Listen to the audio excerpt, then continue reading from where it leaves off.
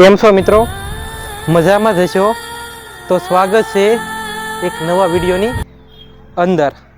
તો હાલમાં સોશિયલ મીડિયાનો યુગ છે, મોબાઈલનો યુગ છે, તો આપણે સંબંધની પરિભાષા સાવ ભૂલી ગયા છીએ. સંબંધ કોને કહેવાય એની પરિભાષા આપણે સાવ ભૂલી ગયા છે. સંબંધ એટલે ભાઈ બહેનનો સંબંધ હોઈ શકે, માતા પિતાનો સંબંધ હોઈ શકે, દોસ્તનો સંબંધ હોઈ શકે, પ્રેમનો સંબંધ હોઈ શકે. સંબંધ ઘણા પ્રકારના હોય છે. તો સંબંધનું સાચું મહત્ત્વ એને જ કહેવાય કે કોઈ પણ મિત્ર હોય તમારો, એ ખરાબ લાઈને જો થતો હોય તો તમે એને ટોકો, રોકો અને સાચી સલાહ આપો કે આ જગ્યાએ ન જવાય, તો એને સાચો સંબંધ કહેવાય. સંબંધની જગ્યાએ એટલે કે સંબંધ, હું કદાચને ખોટું કરતો હોય તો તમે મને બેસાડીને સમજાવો કે તારે આ વસ્તુ ન કરાય, આ વસ્તુ કરવાથી આ નુકસાન થશે, આ તારા માટે નથી, આ તારા લાયક નથી, એને સંબંધ કહેવાય, એને સાચો સંબંધ કહેવાય. પણ અમુક સંબંધ એ માખણ સોંપડવાનો જ હોઈ શકે.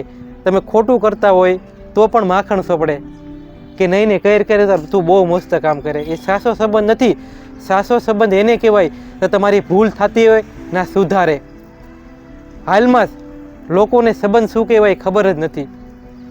તમારી ભૂલ થતી હોય તો તમને એક બાજુ બોલાવીને તમને સમજાવે કે તારી ભૂલ છે, તું સુધારી નાખ, આ તારા માટે નથી, આ તારા લાયક નથી. પણ આપણે તો ડાયરેક્ટ એને એમ કહેવા માંગી આ વ્યક્તિ આવો છે, આ વ્યક્તિ આમ થઈ ગયું, આ વ્યક્તિમાં આવા ગુણ છે, આ વ્યક્તિમાં આમ છે. પણ તમે એને કોઈ દી સુધારવાનો પ્રયત્ન કર્યો છે? તમે કોઈ દી એને સુધારવાનો પ્રયત્ન કર્યો છે? હું ખાલી એક નાનું એવું ઉદાહરણ આપું. જેસર અને તોરલનું તમે નામ તો સાંભળ્યું છે. એ તોરલ અને જેસર એ કેવા વ્યક્તિ હતા. તો એના વિચારો એકબીજાને મળ્યા, એકબીજાનો વિચારો આપ્યા તો કેટલું બધું પરિવર્તન આવી ગયું, કેટલું બધું પરિવર્તન આવી ગયું. એમ જ જિંદગીની અંદર તમારે કોઈ પણ વ્યક્તિમાં સુધારો લાવવો હોય ને, તમને બેસીને કહેવું પડે કે તારી ભૂલ છે, તું સુધાર. કોઈ પણ વ્યક્તિ પરફેક્ટ નથી હોતો, કોઈ પણ વ્યક્તિમાં સંપૂર્ણ ગુણ હોતા નથી, એનામાં કાંઈક ને કાંઈક અવગુણ હોય છે. પણ એમને આપણે કહેવું પડે કે આ તારામાં અવગુણ છે, તું સુધાર, આ તારા લાયક નથી. પણ આપણે એવું કરતા નથી. બસ આપણે એમ કહેવાય આ તો આવો હતો ને આવો થઈ ગયો. પણ કોઈ દિવસ તમે એને સુધારવામાં, પરિવર્તન લાવવામાં કોઈ દિવસ સમય આપ્યો છે? આપણે એમ કહેવાય આ વ્યક્તિ તો આવો હતો ને આ વ્યક્તિ આવો કેમ થઈ ગયો? શું તમે કોઈ દી એને સુધારવામાં સમય આપ્યો છે? તમારી શક્તિ એનામાં વેડફી છે? પછી આપણે કેવી આ વ્યક્તિ આમ હતો ને આમ કેમ થઈ ગયો?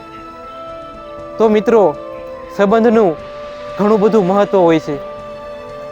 અને આ સોશિયલ મીડિયાનો યુગ છે તો આપણે બધું વસ્તુ ભૂલી ગયા, બધું જ વસ્તુ ભૂલી ગયા. આપણે મિત્રતા, માતા પિતા સાથે બેસવું, બધું જ ભૂલી ગયા.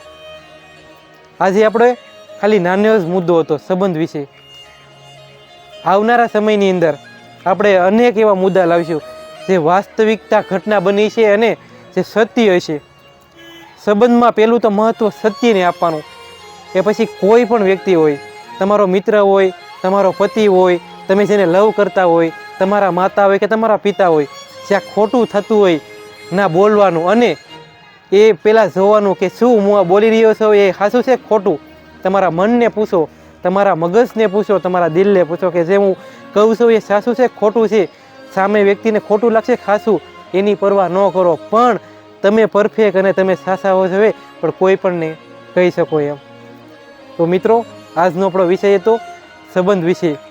કારણ કે પહેલો જ વિડીયો છે એટલે અમુક ભૂલ પણ થઈ હોય તો દિલથી માફ કરજો. અને આવનારા સમયની અંદર આપણે નાના નાના એવા ઘણા વિડીયો બનાવીશું જેના થકી ક્યાંક ને ક્યાંક સત્ય જાણવા મળે અને ક્યાંક ને ક્યાંક સત્યની વાત કરીશું અને સત્ય ઘટના લઈને આવીશું. આપણો એવો મુદ્દો છે. તો આજનો વિડીયો તમને કેવો લાગ્યો એ કોમેન્ટમાં જરૂર જણાવજો. ત્યાં સુધી જય ભારત,